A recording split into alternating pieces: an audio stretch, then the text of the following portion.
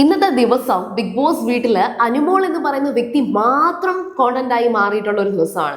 ശരിക്കും പറഞ്ഞാൽ അനുമോളിനെ സപ്പോർട്ട് ചെയ്യുന്നവർക്കും അനുമോളിനെ ഹെയ്റ്റ് ചെയ്യുന്നവർക്കും ഒക്കെ ഒരുപോലെ ആഘോഷിക്കാൻ പറ്റുന്ന ഒരു ദിവസമാണ്. അതിന്റെ ആദ്യത്തെ ഒരു കാര്യം തന്നെ പറയാം. ഏറ്റവും കൂടുതൽ ഒറ്റപ്പെടൽ സ്ട്രാറ്റജിയാണ് ബിഗ് ബോസിൽ സക്സസ്ഫുൾ ആവുക എന്ന് പറഞ്ഞു കേട്ടിട്ടുണ്ട്. എല്ലാവരും എടുക്കാൻ ശ്രമിക്കുന്ന ഒരു സ്ട്രാറ്റജിയാണ്. ഓൾമോസ്റ്റ് എല്ലാവർക്കും റിസ്ക് ആണ് ഈ പറയുന്ന ഒറ്റപ്പെടൽ സ്ട്രാറ്റജി. കാരണം ബിഗ് ബോസ് ഹൗസിനകത്തുള്ള മറ്റ് മത്സരാർത്ഥികളെ എല്ലാം ചൊടിപ്പിച്ച് എല്ലാവരെയും ചൊറിഞ്ഞ് അവരുടെ ഇടയിൽ താനൊരു നെഗറ്റീവായിട്ട് മാറി പ്രേക്ഷകരുടെ ഇടയിൽ പോസിറ്റീവായിട്ട് മാറുക എന്നുള്ളതാണ് ഈ ഒറ്റപ്പെടൽ സ്ട്രാറ്റജി എന്ന് പറയുന്നത്. അതായത് ബിഗ് ബോസ് വീടിനകത്ത് നിങ്ങൾ ഒറ്റപ്പെട്ടിട്ടുണ്ടോ, പ്രേക്ഷകരുടെ ഇടയിൽ നിങ്ങൾ പോസിറ്റീവ് ആകും എന്നെല്ലാവരും പഠിച്ചു വെച്ചിട്ടുണ്ട്. പക്ഷെ പുറത്ത് പോസിറ്റീവ് ആവുന്നുണ്ടോ എന്ന് ഉറപ്പ് പറയാൻ പറ്റത്തില്ലല്ലോ. എന്നാൽ അനുമോളുടെ കാര്യത്തിൽ എന്താണ് സംഭവിക്കുക എന്നുള്ളത് നമുക്ക് ക്രിസ്റ്റൽ ക്ലിയർ ആയിട്ടൊന്നും പറയാൻ പറ്റിയില്ലെങ്കിലും ഇപ്പോൾ നടന്ന ജയിൽ നോമിനേഷനിലൂടെ ഒരു കാര്യം കറക്റ്റ് ആയിട്ട് നടന്നിട്ടുണ്ട്. ബിഗ് ബോസ് ഹൗസിലെ ഏറ്റവും വലിയൊരു ഒറ്റപ്പെടൽ എന്ന് പറയുന്നത് അത് അനീഷേട്ടനല്ല, അത് അനുമോളാണ്. പക്ഷേ ആദ്യം തന്നെ പറയാം, ബിഗ് ബോസിൽ ഈ പറയുന്ന അനുമോൾക്ക് ഒരുപാട് സപ്പോർട്ടേഴ്സ് ഉണ്ട്, അല്ലെങ്കിൽ PR ഉണ്ട്, അല്ലെങ്കിൽ ഒരു സ്ട്രോങ് മത്സരാർത്ഥിയാണ് അനുമോള്. മത്സരാർത്ഥി എന്നോ അല്ലെങ്കിൽ ഒരു കണ്ടസ്റ്റന്റ് എന്നോ എന്ത് വേണമെങ്കിലും പറയാം. പക്ഷെ അവരെ സപ്പോർട്ട് ചെയ്യുന്ന എല്ലാവർക്കും ഇന്നത്തെ ദിവസം കുറച്ച് വിഷമമൊക്കെ തോന്നിയെങ്കിലും ആഘോഷിക്കാൻ പറ്റും. കാരണം എന്ന് വെച്ചാൽ കണ്ടോ, എൻ്റെ പാവ അനുമോളെ എല്ലാവരും ഒറ്റപ്പെടുത്തി. ഒരാളും മനസ്സിലാക്കാനില്ല, അയ്യോ എൻ്റെ അനുമോള് എങ്ങനെയെങ്കിലും കപ്പൊക്കെ എടുത്തിട്ട് തിരിച്ചു വന്നാൽ മതിയേ, അതിൽ നിൽക്കാനുള്ള എന്തൊരു കഷ്ടമാണ്. അതേണക്കൊക്കെ നമ്മളൊക്കെ നിന്ന് കഴിഞ്ഞാൽ വേദന കൊണ്ട് ആ ഒരു വേദന ഇത് പറയാൻ പറ്റുന്ന ഒരു സാഹചര്യം ഇപ്പൊ ബിഗ് ബോസിനകത്ത് അനുമോൾക്കുണ്ട്. എന്നാൽ അനുമോളെ നോമിനേറ്റ് ചെയ്ത ഓരോരുത്തർക്കും വ്യക്തമായി അനുമോളെ കുറിച്ച് പറയാൻ ചുമ്മാ നുള്ളിന്നോ പിച്ചിന്നോ ഒന്നും അല്ല, ഭയങ്കരമായിട്ടുള്ള അലിഗേഷൻസ് പറയാനുള്ളതുണ്ട്. അപ്പൊ ശരിക്കും എനിക്ക് ഏറ്റവും കൂടുതൽ ഇഷ്ടപ്പെട്ടത് ലക്ഷ്മി നോമിനേറ്റ് ചെയ്ത രീതിയാണ്. അതായത് അനുമോളെ കുറിച്ച് ലക്ഷ്മിക്ക് പറയാനുള്ള എല്ലാ കാര്യങ്ങളും നല്ല വ്യക്തമായിട്ട് ലക്ഷ്മി പറയുന്നുണ്ട്. ജനറൽ ആയിട്ടാണ്, അതായത് ലക്ഷ്മിയോട് അനുമോൾ ചെയ്തു എന്നല്ല, അനുമോളെ കുറിച്ച് ലക്ഷ്മി മനസ്സിലാക്കിയ ഒരു നല്ലൊരു റിവ്യൂ എനിക്ക് ലക്ഷ്മിയുടെ വായിൽ നിന്ന് കേൾക്കാൻ സാധിച്ചു. അതിൽ ആദ്യം തന്നെ ലക്ഷ്മി പറഞ്ഞ കാര്യം എനിക്ക് ഒരുപാട് ഇഷ്ടപ്പെട്ടു. അതായത് ബിഗ് ബോസ് ഒരു മാട്രിമോണിയൽ സൈറ്റ് ആണോ, അനുമോൾക്ക് ഒരു മാട്രിമോണിയൽ സൈറ്റ് ആണോ? ഇവിടെ വന്ന് താനൊരു ശുദ്ധഗതിക്കാരിയാണ്, താൻ എത്ര മോഡേൺ ആണെങ്കിലും താനൊരു നല്ല ഒരു കുടുംബത്തിൽ കയറ്റാൻ കൊള്ളാവുന്ന, അല്ലെങ്കിൽ ഈ കുടുംബത്തിൽ കയറ്റാൻ കൊള്ളാവുന്നത് ഞാൻ ആ ഒരു ടിപ്പിക്കൽ വേർഡിൽ ചിന്തിച്ചിട്ട് പറയുകയാണ്. കാരണം എല്ലാവർക്കും ഒരു ധാരണയുണ്ട്, ഒരു സ്ത്രീ എന്ന് പറയുമ്പോൾ വീട്ടിലെ അടുക്കള കാര്യങ്ങളൊക്കെ ചെയ്യാൻ അറിയാവുന്ന, വീട്ടിലെ ആൾക്കാരെയൊക്കെ ഭയങ്കരമായിട്ടും പ്രൊട്ടക്ട് ചെയ്തും സപ്പോർട്ട് ചെയ്തും അവർക്ക് വിശന്നാൽ അവർക്ക് ഫുഡ് കൊടുക്കാനും ഒക്കെ ആ ഒരു ഭയങ്കരമായിട്ടും സെൽഫ്ലെസ് ആയിട്ട് ഒരു കുടുംബത്തിലെ എല്ലാവരെയും ഹാപ്പി ആക്കാൻ കഴിയുന്ന ഒരാളായിരിക്കണം എന്നൊക്കെ ഒരു ധാരണയുണ്ട്. അപ്പോൾ താൻ അതിന് പറ്റിയ ഒരു കറക്റ്റ് ഒരു വ്യക്തിയാണ് എന്ന് തെളിയിക്കാൻ വേണ്ടിയിട്ട് അനുമോൾ ചെയ്യുന്നത് പോലെ ആ ഒരു കാര്യം എനിക്കും പലപ്പോഴും തോന്നിയിട്ടുണ്ട്. കാരണം ഇതൊരു അഭിനയമാണ് എങ്കിൽ അനുമോൾ സത്യത്തിൽ ഉദ്ദേശിക്കുന്നത് എല്ലാവരുടെയും ഒരു ഇടയിൽ എല്ലാവർക്കും ഒരു അനുമോൾ എന്ന് പറയുമ്പോൾ, അനുകുട്ടി എന്നൊക്കെ പറയുമ്പോൾ എല്ലാവരുടെ ഇടയിൽ ഒരു നല്ല കുട്ടി എന്ന് പറയിപ്പിക്കുക എന്നുള്ളൊരു ശ്രമം അത് കറക്റ്റായിട്ട് ലക്ഷ്മി പോയിന്റ് ഔട്ട് ചെയ്യുന്നുണ്ട്. രണ്ടാമത്തെ കാര്യം എന്ന് വെച്ചാൽ പലപ്പോഴും ഈസി ഗോയിങ് ആണ്, ഒരു എളുപ്പത്തിൽ ഒരു കാര്യം, അത് പലപ്പോഴും അതെനിക്ക് ലക്ഷ്മി പറഞ്ഞതിനോട് വലിയ യോജിപ്പ് തോന്നിയിട്ടില്ല. കാരണം പലപ്പോഴും വളരെയധികം ക്ലെവർ ആയിട്ട്, കാരണം ബുദ്ധി എടുക്കേണ്ടടുത്ത് ബുദ്ധി എടുക്കും, ബുദ്ധി കൊടുക്കണ്ട, ഇതിനകത്ത് കൂടുതൽ ബുദ്ധി എടുക്കണ്ട എന്നുള്ളിടത്ത് അനുമോൾ അത്ര ബുദ്ധി എടുക്കാറില്ല. അങ്ങനെയാണ് എനിക്ക് തോന്നിയിട്ടുള്ളത്. അതായത് നോമിനേഷൻ വരുമ്പോൾ മറ്റു പല കാര്യങ്ങളിലും ഈ പറയുന്ന വോട്ടുകളൊക്കെ അസാധുവാക്കുന്ന ഒരു ക്യാരക്ടറാണ് എന്ന് അത് ലക്ഷ്മി ഇതിന് മുന്നേയും ആവർത്തിച്ച് പറഞ്ഞിട്ടുള്ള ഒരു കാര്യമാണ്. അപ്പോഴും എനിക്ക് തോന്നിയിട്ടുണ്ട് അങ്ങനെ പറയാൻ പറ്റത്തില്ല. ചില ഇടങ്ങളിലൊക്കെ അത് അനുമോൾ മനഃപൂർവ്വമായിട്ട് ആ ഒരു കാര്യം അസാധുവാക്കാറുണ്ട്. പക്ഷെ ചിലയിടത്തൊക്കെ അനുമോള് നന്നായിട്ട് തന്നെ ആ ഒരു വ്യക്തിയെ നോമിനേറ്റ് ചെയ്യാറുമുണ്ട്. അതെനിക്ക് പലപ്പോഴും അങ്ങനെ ഒരു മിക്സ് ആയിട്ടുള്ളൊരു അഭിപ്രായം അനുമോളെ കുറിച്ചുണ്ട്. അപ്പോൾ അവിടെ അനുമോളിനെ കുറിച്ച് ലക്ഷ്മി പറഞ്ഞ മറ്റൊരു കാര്യം എന്ന് വെച്ചാൽ, ഇതാകുമ്പോഴുണ്ടല്ലോ ഒരുപാട് ബുദ്ധി എടുത്ത് ആലോചിക്കണ്ടല്ലോ, ഈസി ആയിട്ട് ചെയ്യാൻ പറ്റുന്ന ഒരു കാര്യമാണ് ഒരു വോട്ട് അസാധുവാക്കുക എന്ന് പറയുന്നത്. ലക്ഷ്മിയുടെ പോയിന്റ് ഓഫ് വ്യൂ മിക്കവാറും അത് ലക്ഷ്മിയുടെ ശരിയായിരിക്കാം. പിന്നെ അടുക്കള ഏറ്റവും കൂടുതൽ കൈകാര്യം ചെയ്യുന്ന ഒരു വ്യക്തി എന്നുള്ള നിലയിൽ ഈ പാല് പിരിഞ്ഞാൽ അത് നേരെ അങ്ങ് തൈരാകും എന്നുള്ള ഒരു തെറ്റ്, ഒരു പൊട്ടത്തരം, അത് അനുമോൾ എങ്ങനെയാണത് പഠിച്ചു വെച്ചത്? അത് ലാലേട്ടൻ ചോദിക്കുമ്പോൾ എന്തായാലും അത് അനുമോൾക്ക് പറയേണ്ടി വരും. സത്യത്തിൽ പാല് തൈരാകുന്നതാണോ, പാലെന്ന് പറയുന്നത് ഡയറക്ട്ലി തൈരായി മാറുന്നതാണോ, പാല് പിരിഞ്ഞാൽ അത് തൈരാണോ എന്നുള്ളൊരു കാര്യം അനുമോൾ അവിടെ ആൻസറബിൾ ആണ്. കാരണം എന്ന് വെച്ചാൽ അനീഷ് ആ ഒരു പിരിഞ്ഞ പാലെടുത്ത് കുടിക്കാൻ നോക്കി, അപ്പോഴെങ്കിലും പറയാമായിരുന്നു. എന്നിട്ട് അനീഷ് പറയുന്നുണ്ട്, എന്തൊക്കെ ഉപ്പൊക്കെ ഇട്ട് കലക്കി കുടിച്ചിട്ട് പറയുന്നുണ്ട്, ഞാനൊരു പുളിപ്പുള്ള തൈരാണ് പ്രതീക്ഷിച്ചത്, ഇത് കുഴപ്പമില്ല ബിഗ് ബോസ് എന്നൊക്കെ ഇരുന്ന് അനീഷ് പറഞ്ഞു. അനീഷിനോട് പൊട്ടനാക്കുകയാണ് സത്യത്തിൽ അനുമോള് ചെയ്തത്. അനുമോൾക്ക് അബദ്ധം പറ്റിയതാണോ അനുമോൾ മനഃപൂർവ്വം ചെയ്തതാണോ എന്ന് നമുക്ക് മനസ്സിലാക്കാൻ കഴിയില്ല. പക്ഷെ എന്തായാലും ലക്ഷ്മി ആ ചോദിച്ചതും വലിയൊരു ചോദ്യമാണ്. അതിനകത്ത് ലക്ഷ്മി കറക്റ്റ് ആയിട്ടൊരു എക്സ്പ്ലനേഷൻ കൊടുക്കുന്നുണ്ട്. അതായത് കുക്കിംഗ് ഒക്കെ അമ്മയിൽ നിന്ന് കണ്ടുപഠിച്ച അനുമോള് ഈ പറയുന്ന ഒരു ദിവസം നമ്മൾ പിരിഞ്ഞ പാല് അല്ലെങ്കിൽ പാലെടുത്ത് തൈരിനകത്ത് ഒഴിച്ച് വെച്ച് ഒരു ദിവസം കഴിഞ്ഞ് നമ്മൾ ആ തൈരെടുക്കാറുണ്ട്.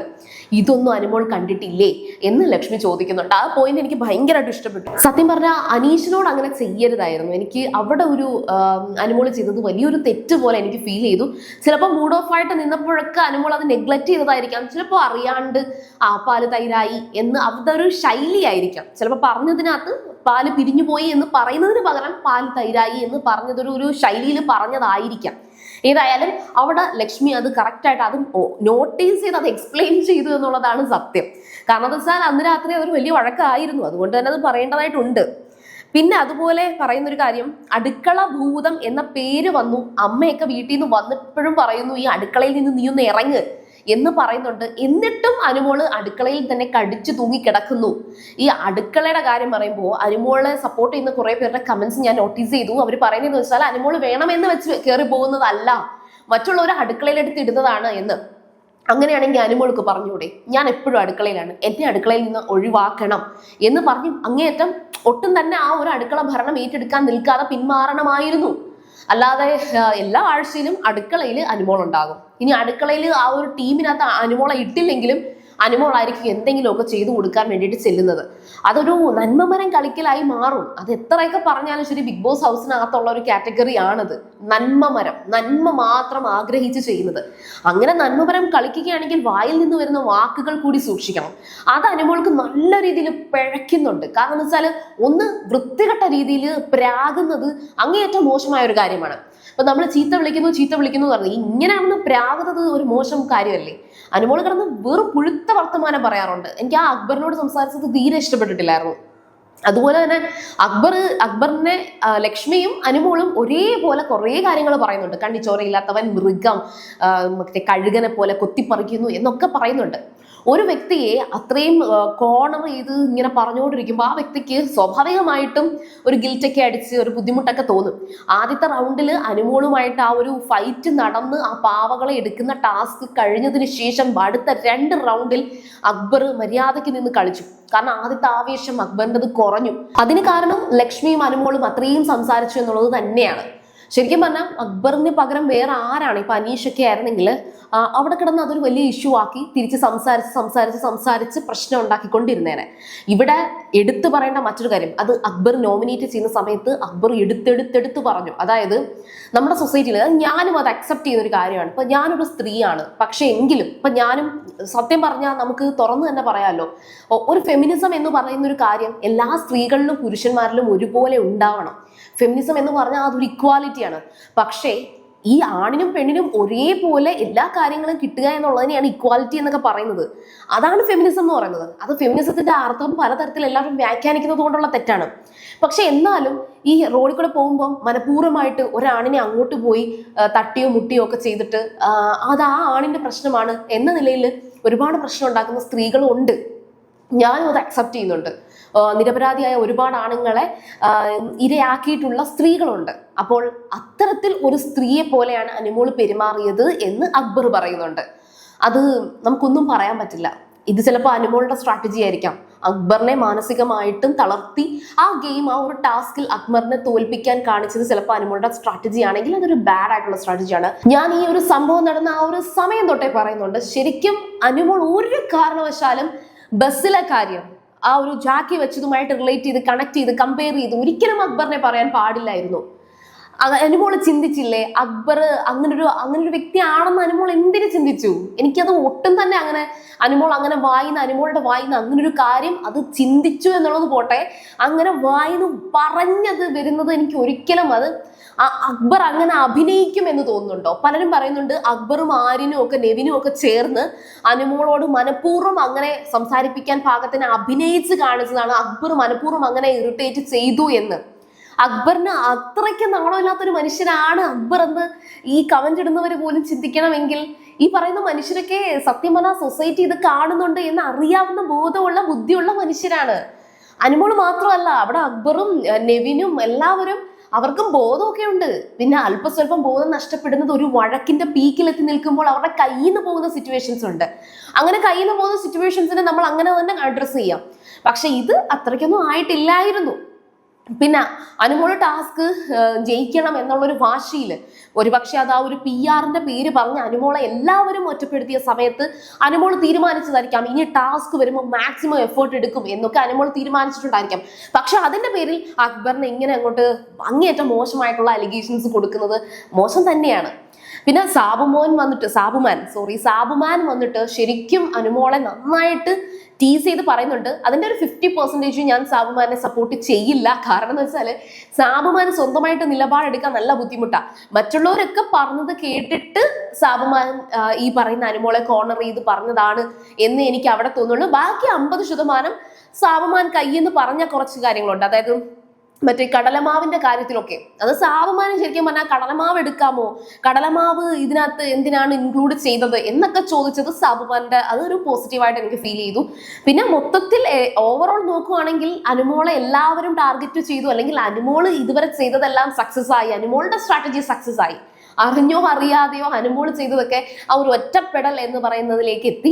അതുകൊണ്ട് തന്നെ ഈ ഒരു എന്താ പറയാ ഒരു ബിഗ് ബോസിലെ ഒരു മത്സരാർത്ഥി എന്നുള്ള നിലയിൽ സ്ട്രോങ്സ്റ്റ് ആയിട്ടൊരു കണ്ടസ്റ്റന്റ് ആയിട്ട് അനുമോളെ നമുക്ക് പറയാൻ സാധിക്കും.